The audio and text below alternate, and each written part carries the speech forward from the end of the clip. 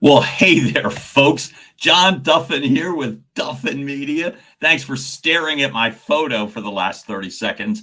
Welcome back. We've got another tight program in terms of killer communications. We're here to optimize your communications today by leveraging your voice. What do I get to do today? I get to deliver three of my favorite top tips. When we do that, what I also get to do is the chance to be able to share experience, hear from you. You are hearing me today. Tommy Kenyon, yes, sir. You are hearing me today on Facebook. You are hearing me on YouTube. Thrilled about all of this. And the whole purpose and point, giving you three opportunities, three bite-sized tips where you could later today utilize any one of these things and improve your communications, improve your results. That's what we get to be here to do. So first off, I'm thrilled to be here. Thank you. Hey, if anyone has come back from day one, and God, I hope so, welcome. And as a reminder, I see a lot, but not every single comment. I will respond to every comment that I see on the feed. If I don't, I promise you, right after this call, we'll get to do so. So look, for me, all of this has to do with improving communications, putting us in a better place. Because my whole purpose, my whole focus, Kathy Lee, you're back, and I love it, and I thank you. The whole purpose and point in optimizing one's communications is to get your intended message heard, right? We all think we're all leveraging time, energy, talent, content, and all of this has to do with making certain when you're in a situation that you're able to deliver. What do I mean by your intended message? Look, this is all about perception. People perceive, hear things. You, with your best efforts and energies, may prepare for an important conversation or important communications. You may have all your data and all your bullet points in your head, your talking points, right? Whether it's a presentation, a speech, a business meeting, an important personal conversation, any conversation where there's something that you'd like to accomplish, achieve. That's what all of this is about. And what I want to be able to do, hopefully, is this, my intention is these tips will remove some distractions. Who? From the listener. You can't control what the listener, the audience, the client, what they hear. But you can certainly take steps to make sure that what they're hearing is your intended message. So, right at it. Don't want anybody to wait. Chime in anytime you get the chance. And here's your first tip. And I'm calling it slow your roll. Look, today, the whole focal point is take a breath and slow down. Let me give you the real life example as to why this matters to me. Today, specifically today, it matters all the time. But I'm going to give you two quick examples, personal, that have impacted me, that reminds me that frenetic, fast energy, all that energy that people tell me about, sometimes is not the best move. Here's one example. So this morning, I'm having difficulty with a social media platform. For some reason, I'm having difficulty logging in, and that literally has started to freak me out. Here's the deal. The fact of the matter is that situational stuff is happening all the time, right? If you're a parent, if you're a child, if you're a colleague, we're checking our phones every 15 seconds. Oh, that's being kind. I'm going to say every 3 seconds, we're checking our phone, our email, something, right? Well, the fact of the matter is, that's great. But what do you think that does for your energy level? That sort of constant on 24/7. Oh, okay. I love that, Tommy. Yeah, talking slow being a drawback. No, it isn't. I'll give you a very personal example. So I get keyed up. I'm told I have a lot of energy and I love your energy. And I don't mean this to sound fawning on my part. I really don't. But the fact is, not everybody loves that. And again, with conversations that matter, you want to be heard. You want your intended message understood. So we're going to slow our roll today a little bit. I was going to grab my cup of coffee, but you know what? I think I'm going to let that go. Because here's the thing. The tips all have to do with pace, your pace. And that's what we're at as well, too. Slowing your roll. Why does it matter? The fact is, in business, Toastmasters, as Tommy Kenyon just brought up, a Toastmasters speech, a client presentation, people need to understand. If you're speaking, like I can speak really quickly and carry a lot of energy. So anyone that's listening live, watching live, well, how could you interpret a very fast pace when I'm talking right now? And I want to make sure that you know that you're getting everything that's going on in regards to the presentation, because I really want to get this done. And I want to make sure that I don't forget. How could that be interpreted? Drop it in the comments, or I'll just help you. I've heard words like frenetic. I've heard watched people almost roll their eyes when they talked about all that energy. Okay. Not everyone wants to be talked at. If you in a rush, absolutely. And then the rub is, in a rush to do what? So keep this stuff in mind. If you're racing to a conclusion, most people, the data backs it up, are not assuming you're going to take me to a great place. You might take yourself there. You might want to get out of a meeting. You might want to hurriedly try to close the deal or get rid of those nerves. I'm telling you, take a breath. Literally take a breath. I'm going to show you right now a technique that has worked magic for me. All right? Your next tip. I'm calling it bring a Navy SEAL to work. All right. So no one has ever interpreted me as a Navy SEAL or ready to be a Navy SEAL. However, I work with a therapist. He also happens to be a sports psychologist. And the fact of the matter is, I have used this specific technique in regards to my own personal mindset. Let me show you two tips wrapped up in one cool package as to how you can control a situation. But first, let me give you a situation, right? For example, I spoke, this was a year ago. We were just talking about it. I was with my colleagues, Josh Buchter, Beth Williams, real producers in Wolf of Broad Street in Philadelphia, PA. I love them to death. And if they're anywhere near this stream, know that I love you and I'm grateful for you. My first public speaking opportunity took place in Philadelphia about a year ago. And I can remember, prepared like crazy, all sorts of communication back and forth, no surprises, ready to go. It was about, 30 minutes before the actual presentation. And I start to get really keyed up, really jacked. Raise your hand. No, don't raise your hand. I won't see it. Leave out the raise your hand. You can do that. Drop a note in the comments if you've ever felt really excited / nervous to speak. I'll share this with you. I get keyed up and nervous almost every single time I speak. Craig Mills, way to go, brother. Thank you for your candor. Me too. Me too. Look, here's the thing. I've been presenting, I'm grateful to say, for over 25 years. Broadcast ad sales, sales management, have presented a billion times.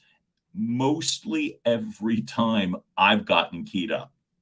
So here's what I've come to learn. Two things. Number one, you've heard everyone say it's normal. It's normal. It is. But what's not normal and helpful is staying in that situation, because you're not helping yourself. You're not getting your intended message heard or understood. And the distractions from the people listening to you are thinking, he must be nervous or uncomfortable. When, Tommy, you said in a rush, it's like, where the hell's he going? He's got to get done so fast. So the Navy SEAL part, here's the tip. It's a breathing technique. You don't need me to teach you how to meditate. If and when you have the time, which should be every single day, meditate. I'm going to give you a crash course that really worked for me. You got 16 seconds? Well, here you go. And that's the amount of time you need. The Navy SEALs breathing technique, the box breathing technique. Again, it's 16 seconds. Joey Plishka, good to see you, man. All right, so 16 seconds, right? Breathe in. Hold for 4. Exhale for 4.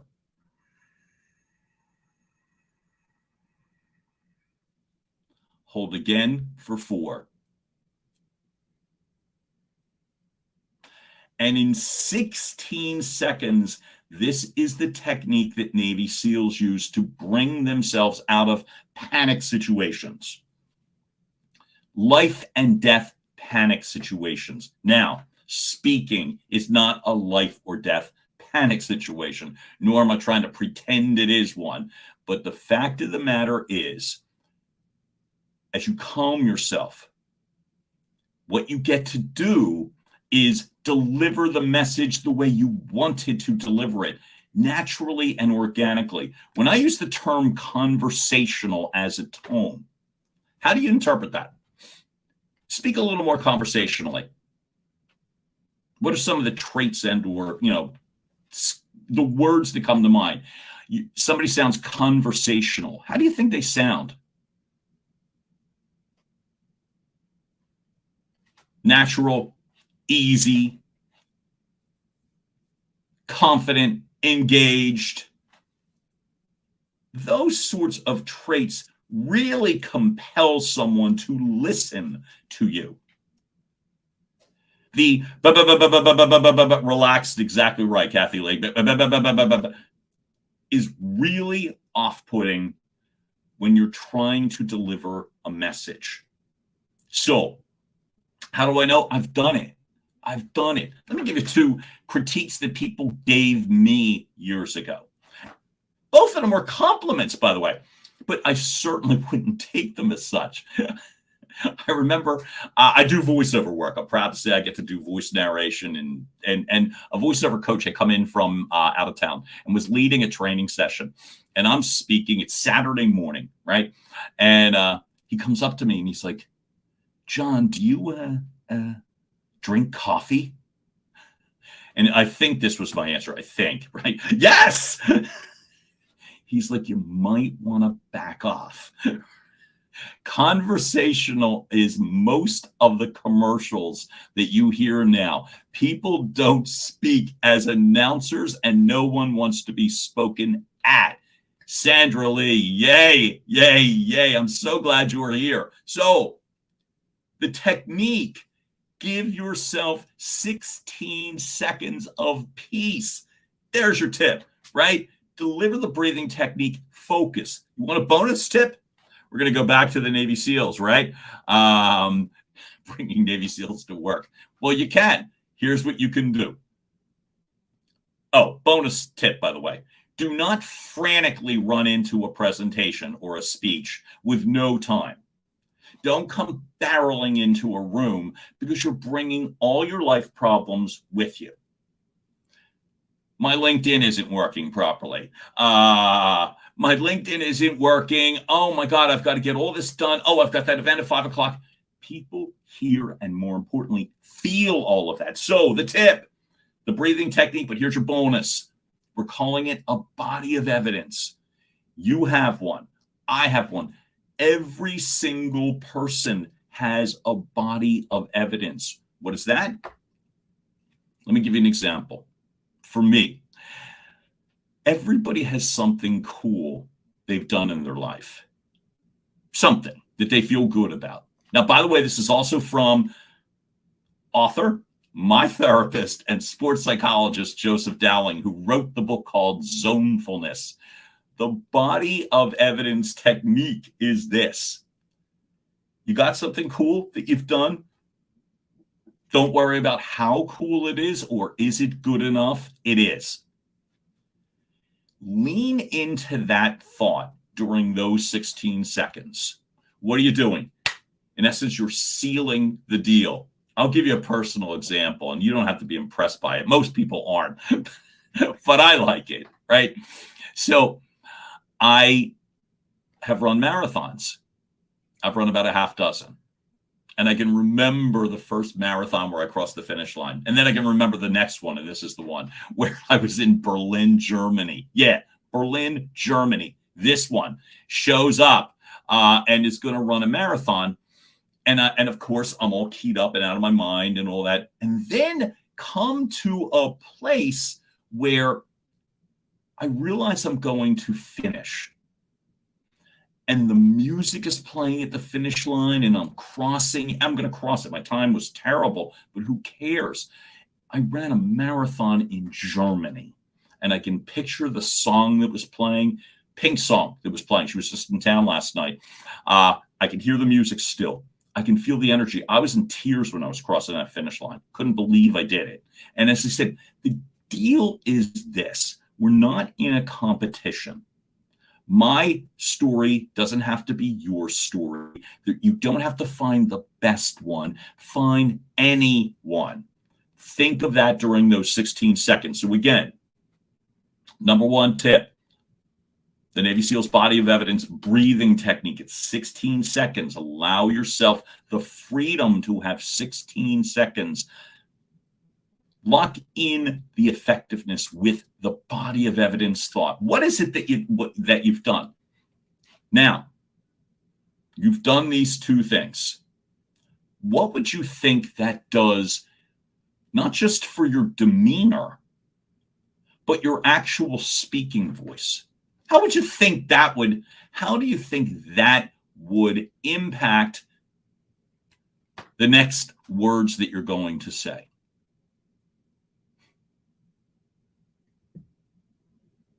Well, I'll tell you how they worked out for me. So remember that public speech that I did? I said a little more than a year ago. I was speaking to a bunch of high-powered realtors. The speech went great. I lost all the nerves. I was able to speak clearly. More thoughtful is right, Kathy Lee. You are. It's the focus. We talked about focus in an earlier training session where we were literally talking about focus on the person. Don't speak at people. Talk to them. Your focus, your purpose all becomes clearer, and the physiology absolutely works in your favor. The pace naturally slows down. So when you are speaking, and you're speaking more slowly and calmly, how do you think people respond in kind?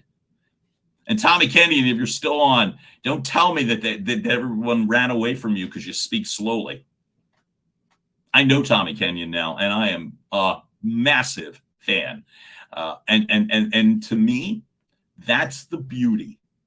Natural personality comes through.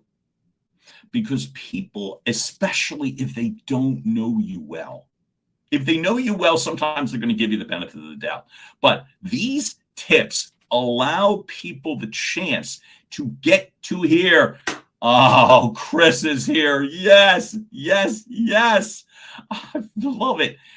So we've got, I'm counting 3 so far that were part of my Summit of Greatness crew in Columbus, Ohio last weekend. Honest to God, I'm thrilled to be that as well, too. How about you?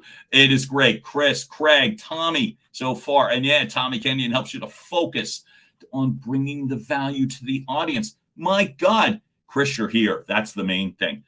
Tommy, it's like you read my mind, because that is tip number 3. That's exactly right, man. As you speak like a boss, which is really the intention here. You don't have to be a boss to speak like a boss, right? But the fact of the matter is that sense of purpose, that sense of confidence, people feel that. You do sound like a boss. And the fact is, when people are speaking with command, are you inclined to listen to them? For you, if you're sitting in the room, don't worry about yourself. If you're sitting in a room and you hear someone speaking calmly and confidently, what are you hearing?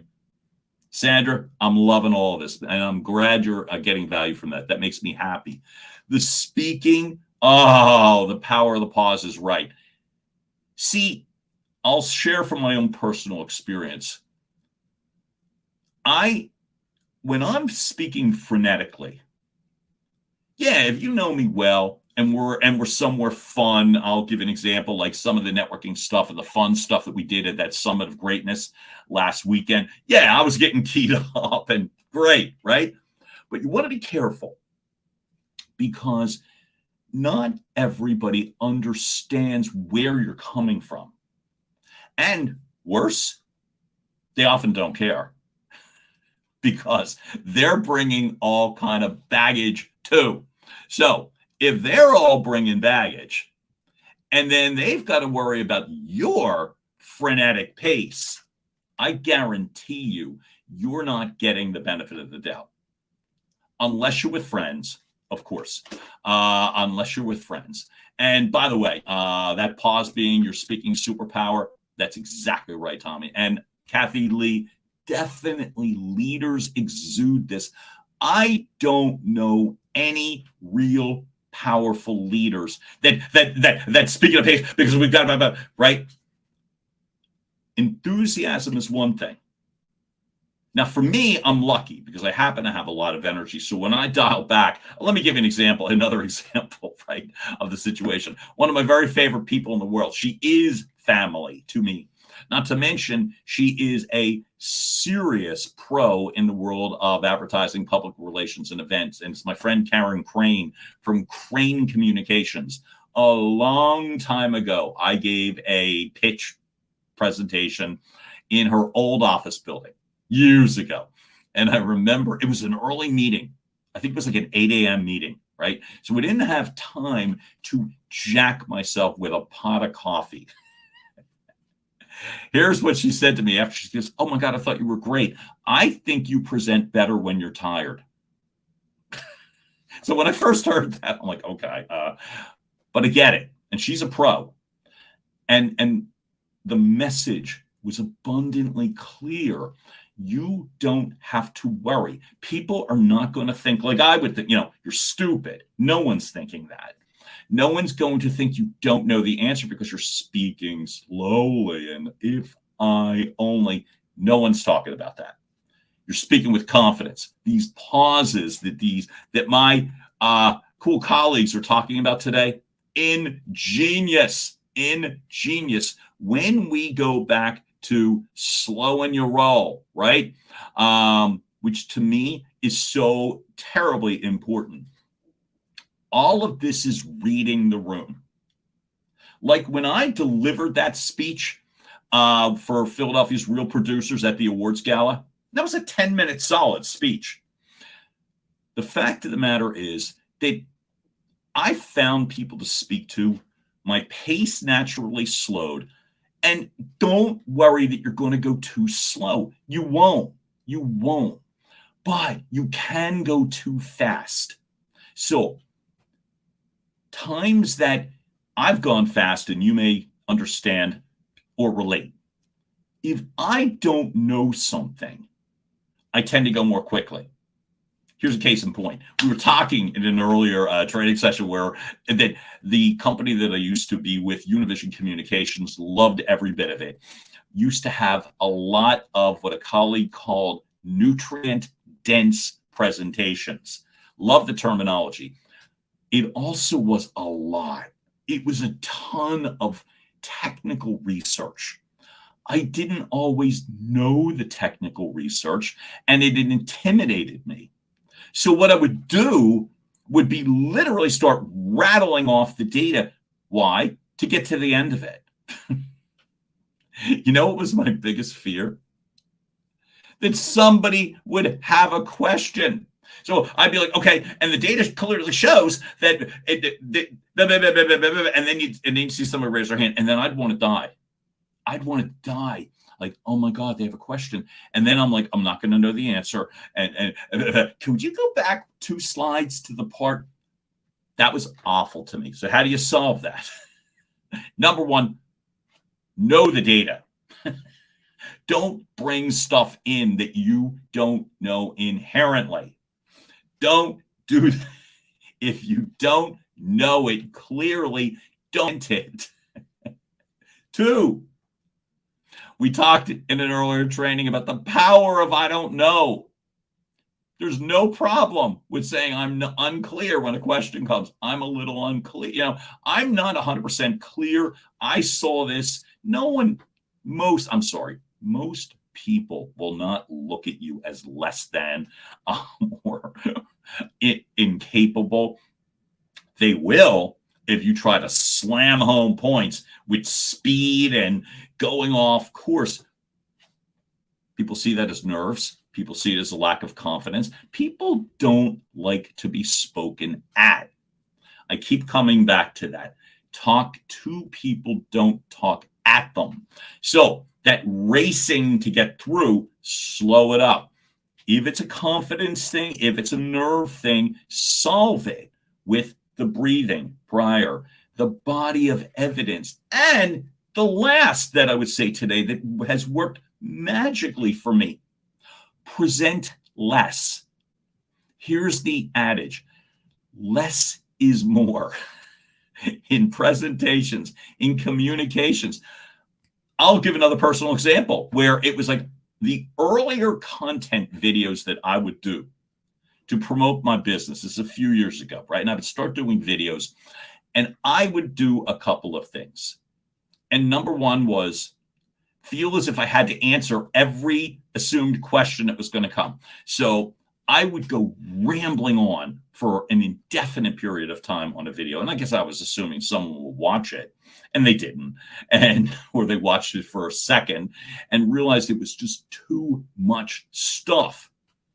The pacing handles confidence, clarity, communication, slowing the pace by presenting less data and going in further and slower allows for conversation. There are very few instances in communications where you're giving a speech where no one responds but you. It rarely happens, and you almost don't want it to happen. Even if you're speaking to an audience, you want a reaction, a laugh, a nod, something, right? You don't want to just power home. So the tips for today, because to me, you've got a lot here in terms of, Billy, I didn't realize you were here. Billy Sniper, I'm so glad that you're on the call. Thank you for this too. The fact of the matter is that, again, 3 tips for today, right? All under the guise of slow the pace, slow your roll. Less is more. When you speak, and I'm going to drop a bonus tip in a moment. I just realized there's one more thing I wanted to add. And I was about to start cramming more in that moment. It's a really common trait. You know what I did in regards to the videos? My videographer that I've worked with, and I love him to death, Ian A. Harrington, who is such a rock star. His thought, one video. One thought, one video. You got more than one thought? Well, that's more than one video. Why? Because you'll naturally speak in a more calm, confident manner. Really try, when you're having a communication, that you're not trying to fill every second of your time limit with air, right? I love all the pause comments here. And I'll refer to a very old movie, Pulp Fiction. Uma Thurman telling John Travolta that she would know that she was in a good relationship because of the ability to have what she called a comfortable silence. Now, don't freak people out. Sit there and stare at them silently, but you do not have to race through everything. People are not interpreting that as knowledge. They might, but most often they don't want to be deluged. People like to participate. People like to be spoken with, right? So, why it's so important in business and any important conversation. Slow your roll. Be aware of the pace. Put yourself in a position to win. Try the Navy SEAL breathing technique. It's 16 seconds. You got it, right? Remember, 4, 4, 4. I ran out of fingers. 4. It's 16 seconds. The body of evidence. Think of something cool that you've done, right? Think of something cool that you've done. And lastly, here's the bonus tip. Come from contribution. Come from a place of service. Really try hard. Is Ed Fordyce on the call today? I love it, and I'm terribly grateful for that. I love every bit of it. Thank you, Ed, for chiming in. I love it. When you're coming from a place of contribution, of service, of trying to help someone, your physiology actually changes.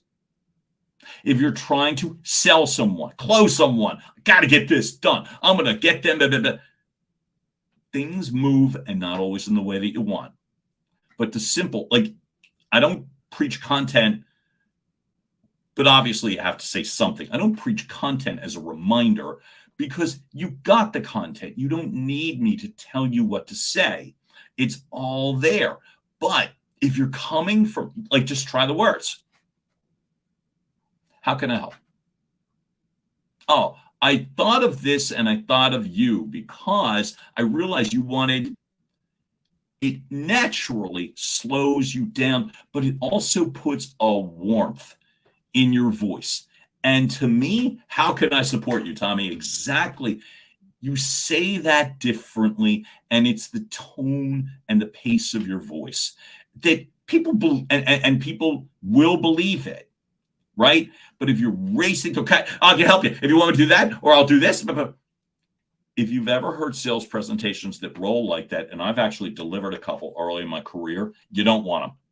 You don't want their help. So again, the breathing technique, the Navy SEAL breathing technique, the body of evidence, come from contribution. And folks, slow your roll.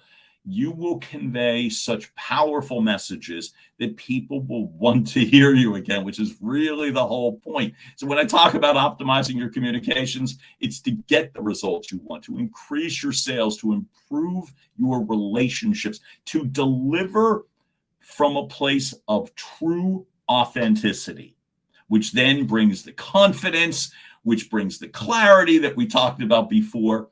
And folks, that's what I have for today. My commitment to you was to go approximately 30 minutes. I'm actually a few minutes over. So anyone that's here that's got Toastmasters experience, I'm late. So folks, if anyone has any questions, I will stay on the line for a moment. And if not, know that I'm coming back tomorrow with more.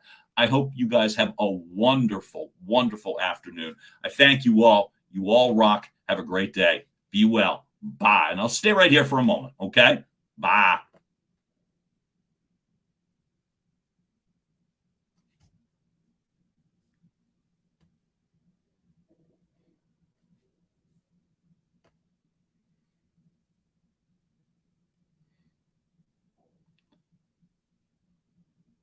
Folks, I'm really grateful to everybody that participated. Have a wonderful afternoon. I'll talk to you tomorrow. Bye-bye.